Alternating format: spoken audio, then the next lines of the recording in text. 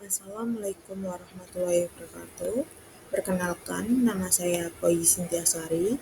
Saya dari Prodi Pendidikan Ekonomi. Di sini saya akan mempresentasikan materi Perdagangan Internasional dan Neraca Pembayaran 2. Yang pertama adalah latar belakang.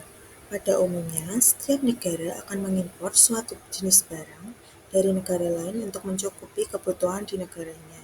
Alasan dilakukan transaksi impor tersebut karena negara mengimpor tidak mampu memproduksi barang yang diimpor di negaranya sendiri, mengingat mata uang di satu negara tidak berlaku di negara lain.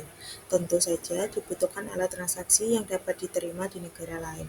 Alat transaksi yang dapat diterima di negara lain tersebut dapat dikenal dengan nama falas. Sedangkan tempat terjadinya transaksi jual beli falas biasanya dikenal dengan nama pasar falas. Yang kedua, ada pengertian valuta asing atau dapat disebut dengan falas. Menurut berkas DPR Go ID, valuta asing merupakan mata uang yang diakui, digunakan, dipakai, dan juga diterima sebagai alat pembayaran dalam perdagangan internasional. Valuta asing yang banyak dipakai biasanya merupakan mata uang suatu negara yang memiliki peranan ataupun kendali yang cukup besar dalam sistem perekonomian di seluruh dunia. Di seluruh dunia sendiri, valuta asing yang paling banyak digunakan adalah dolar. Selanjutnya, ada fungsi valuta asing. Fungsi valuta asing sendiri ada 4 macam. Yang pertama, sebagai alat pertukaran internasional. Seperti yang kita ketahui bersama, uang merupakan alat tukar yang digunakan untuk melakukan transaksi barang atau pertukaran barang. Yang kedua, sebagai alat pengendali kurs. Kurs mata uang suatu negara seringkali mengalami penggolakan. Dengan penggolakan tingkat penggunaan suatu valuta asing tertentu, sebuah negara dapat mengendalikan nilai tukar mata uang mereka dengan lebih mudah. Yang ketiga, sebagai alat pembayaran internasional. Valuta asing memiliki peranan yang besar dalam perdagangan internasional, yaitu sebagai alat pembayaran yang sah dan diakui oleh kedua belah pihak. Yang keempat, sebagai alat untuk memperlancar perdagangan internasional, yaitu dengan menggunakan valuta asing, setiap negara yang berada di seluruh penjuru dunia dapat dengan mudah melakukan aktivitas jual beli tanpa harus terkendala masalah penggunaan mata uang. Selanjutnya, ada faktor-faktor yang mempengaruhi kurs valuta asing. Yang pertama, ada perubahan dalam cita rasa masyarakat.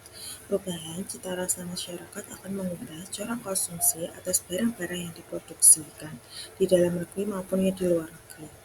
Perbaikan kualitas barang dalam negeri akan menaikkan ekspor dan menurunkan impor. Sebaliknya, perbaikan kualitas barang impor akan menyebabkan kenaikan masyarakat yang mengimpor semakin bertambah. Perubahan ini akan mempengaruhi permintaan dan penawaran valuta asing. Yang kedua, ada perubahan harga barang ekspor dan impor. Barang-barang yang ada di dalam negeri, jika dijual dengan harga murah, maka akan menaikkan ekspor. Dan jika harganya naik, maka akan mengurangi ekspor. Pengurangan harga impor akan menaikkan jumlah barang impor dan kenaikan harga barang impor akan mengurangi jumlah impor. Dengan demikian, perubahan harga barang ekspor dan impor akan menyebabkan perubahan dalam penawaran dan permintaan mata uang negara tersebut. Yang ketiga, ada kenaikan harga atau inflasi. Inflasi sangat besar pengaruhnya terhadap kurs pertukaran valuta asing. Inflasi cenderung akan menurunkan nilai suatu valuta asing. Inflasi menyebabkan harga-harga di dalam negeri lebih mahal dibandingkan dengan harga barang di luar negeri, sehingga inflasi yang tinggi akan menambah impor dan menyebabkan permintaan atas valuta asing bertambah. Inflasi menyebabkan harga barang ekspor lebih mahal, sedangkan untuk mengurangi ekspor, ini menyebabkan penawaran valuta asing berkurang, maka harga valuta asing akan bertambah. Yang keempat, ada perubahan suku bunga. Suku bunga yang rendah akan menyebabkan modal dalam negeri mengalir ke luar negeri, dan pada suku bunga yang tinggi akan menyebabkan capital inflow. Jika lebih banyak modal yang mengalir ke suatu negara, permintaan atas mata uang akan bertambah dan nilai mata uang tersebut akan menguat. Nilai mata uang suatu negara akan merosot jika banyak modal yang dialirkan ke luar negara, akan suku bunga yang ada di luar negeri lebih tinggi daripada suku bunga di dalam negeri. Yang kelima, ada perubahan ekonomi. Efek yang diakibatkan oleh kemajuan ekonomi kepada nilai mata uang tergantung pada corak pertumbuhan ekonomi yang berlaku. Apabila kemajuan itu disebabkan karena perkembangan ekspor, maka permintaan mata uang rupiah akan bertambah lebih cepat dari penawarannya dan nilai mata uang rupiah akan naik. Tetapi apabila kemajuan tersebut menyebabkan impor lebih berkembang daripada ekspor, maka penawaran mata uang rupiah lebih cepat bertambah dari permintaannya dan akan menyebabkan nilai mata uang rupiah melemah.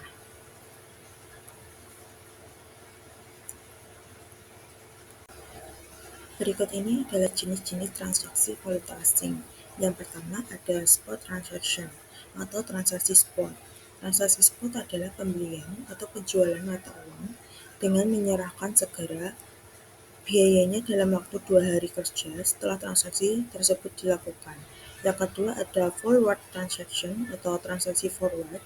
Transaksi forward melibatkan kontrak untuk membeli atau menjual mata uang pada tanggal tertentu di masa depan dengan harga yang telah disepakati sebelumnya. Yang ketiga ada foot rest transaction atau transaksi foot rest. Foot rest transaksi adalah kontrak standar yang dapat diperdagangkan untuk membeli atau menjual mata uang pada tanggal tertentu di masa depan dengan harga yang telah ditetapkan. Yang keempat ada option transaction atau transaksi opsi. Transaksi opsi sendiri memberi hak tetapi bukan kewajiban untuk membeli atau menjual mata uang kepada tanggal dan harga tertentu di masa mendatang. Selanjutnya, ada pelaku pasar valuta asing atau falas. Pelaku ekonomi yang utama dalam pasar falas dapat digolongkan menjadi 7. Yang pertama ada perusahaan, yang kedua individu, yang ketiga bank umum dan perbankan, yang keempat ada pemerintah, yang kelima ada bank sentral, yang keenam ada spekulan dan arbitrase, yang ketujuh ada institusi.